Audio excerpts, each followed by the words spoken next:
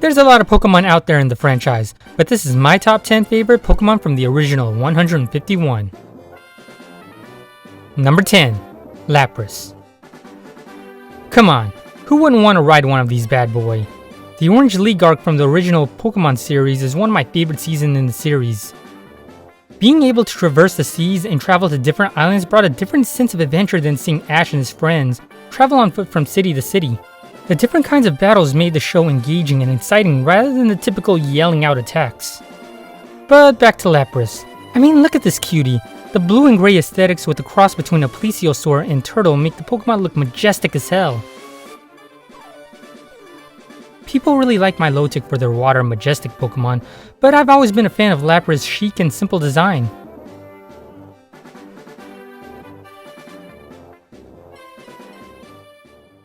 Number 9. Snorlax. I like Snorlax purely for its design.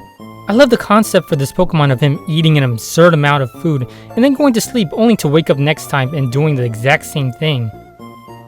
You can only imagine how many Snorlaxes there are in the world that can sustain the livelihood of a Snorlax. I mean, in the anime, we've seen Snorlax eating islands of fruits, but all I want to do is sleep on top of this guy like he's a giant beanbag. Number 8. Psyduck.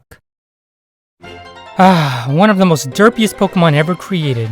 In the series, he was sort of the comic relief character, always adding more chaos to the chaos that's already happening.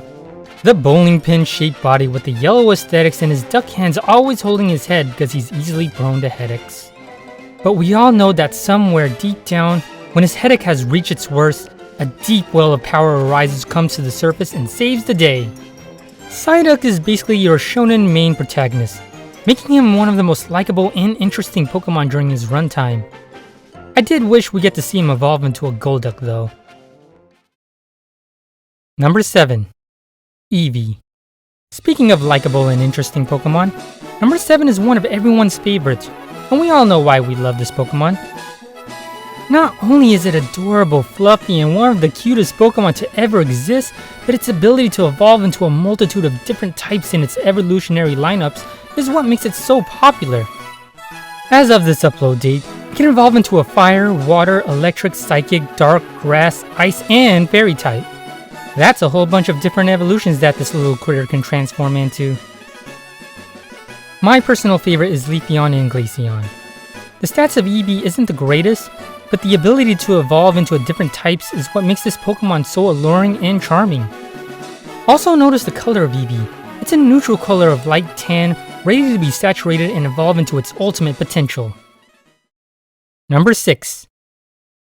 Pidgeot. Yep, check out this majestic looking bird.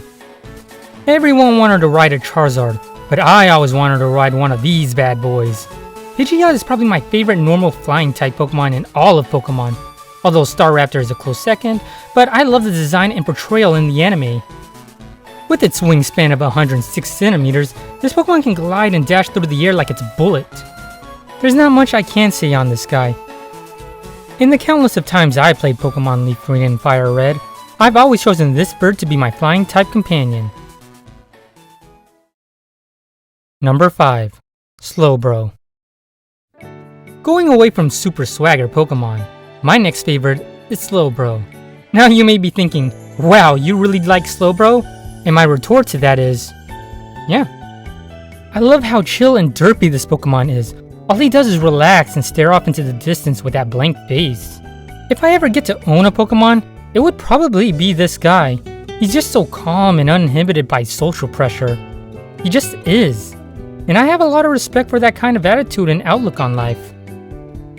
The evolution for Slowbro is also unique and doesn't evolve in the conventional sense. In the anime, to evolve Slowpoke into Slowbro, Slowpoke will need to get his tail clamped on by his shoulder to evolve into a Slowbro, and you would need a King's Rock to evolve into a Slowking, not through experience or getting stronger. Which makes sense to me since Slowpoke wouldn't want to fight anyway. It had to evolve through other means, which I really like, and I wish other Pokemon could evolve through other ways. Like using the elemental stones, for instance. Number 4. Gengar. Alright, it's time to get into some of the more popular Pokemon that everyone likes. My next favorite is Gengar, the only Ghost-type lineup in the original 151 Pokemon. I've always thought the concept of Ghost Pokemon was unique and interesting.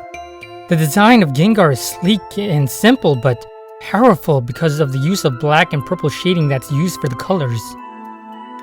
There's also Gengar's eyes and wide smile, almost mocking the player. There are no wild Gengars out there for you to catch, and the only way to get one is to trade with another person who has a Game Boy with the same game and connect it with that weird cable. He's fast with good special attack and can learn stuff like Hypnosis and Confuse Ray to mess opponents up. He's a cool Pokemon. Number 3. Mew. Now, I was debating whether to use a legendary on this list or not, but it's my unofficial list, so number 3 is Mew. Yes, that adorably cute Pokemon from Pokemon the first movie. Now, call me whatever you want, but Pokemon the first movie is not only my favorite Pokemon movie, but it may be generally one of my favorite anime movies to ever come out. I think the dub is great. The movie expands the lore of the Pokemon world and gave Mewtwo a history of how he came to be. There's also something about Mew that encapsulates it what it means to be the perfect roaming Pokemon. Mew is not in the movie for very long, only showing in scenes for only seconds at a time, until his big confrontation with Mewtwo, that is. The story of Mewtwo could not have existed if Mew was not alive. Even in the game, it is impossible to catch a Mew unless you were at the event at the time catching Mew was possible. But in the game, there is no way to catch one. Mewtwo is the clone of Mew, and the plot would have never happened if it weren't for Mew. Mew is my favorite legendary Pokemon, and there is no explanation of how Mew came to be. And I think that it's perfect to leave Mew's existence as is, and it doesn't need a lore. I think the lack of a lore makes Mew all the more interesting.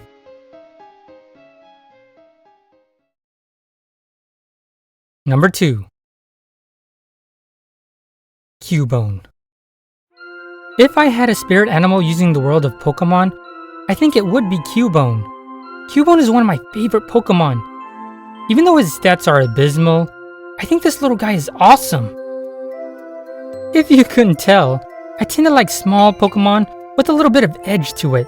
Small, yet edgy. Cubone's face is covered and masked by a skull. But not just any skull. According to the Pokemon database entry, Cubone's skull is the skull of its mother. Which makes me have a lot of empathy towards this guy. He holds a thick club which is seen used as a sort of katana and even used as a boomerang. There's a lot of theories surrounding Cubone, like his connection to Kangaskhan or Charmander, and they're all fine. But I personally like how Cubone is sort of a loner Pokemon, which I can relate and empathize with even more. I really love this Pokemon, but there's one which I rank at the very top and is personally my favorite Pokemon of all time. And number 1. The first time we met.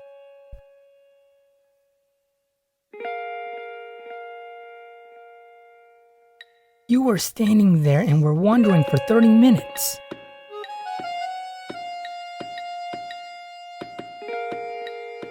But in the end, you chose me.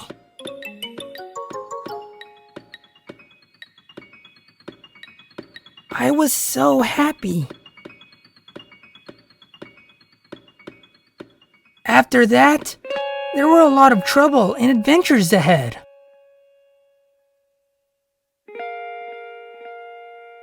And every time we would make new friends, you would scream out of joy.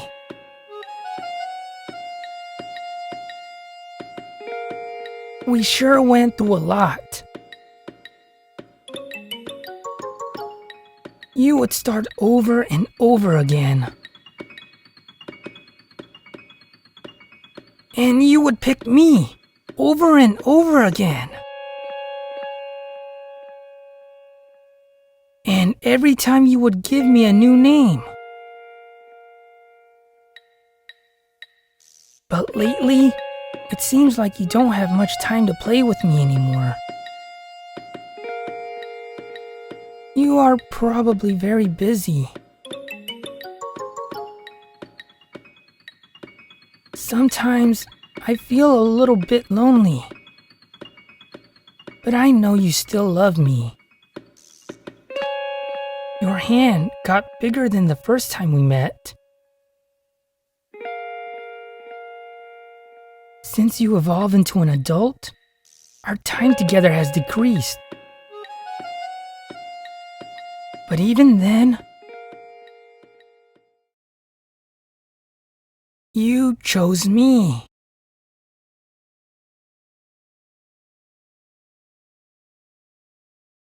Bulbasaur is an amazing Pokemon. I have an affinity towards the color green. He's cute. I've always played Pokemon Leaf Green instead of Fire Red, and I've always chosen Bulbasaur as my starter. I definitely have a bias towards Ash's Bulbasaur. He's calm, collected, and reliable. When Ash left Bulbasaur, he was in charge to look after Ash's other Pokemon at Professor Oak Lab. Bulbasaur is the kind of Pokemon I always thought is dependable. I know almost everyone's favorite is Charmander that eventually evolves into the non-dragon type Charizard. And it's not like I don't like Charmander or Charizard, they're great Pokemon and so is Squirtle in his evolutionary lineup. But I think those Pokemon get enough attention as it is. There's not enough good things I can say about Bulbasaur. Everything from his design to his personality is everything that I adore. And that is why Bulbasaur is my favorite Pokemon.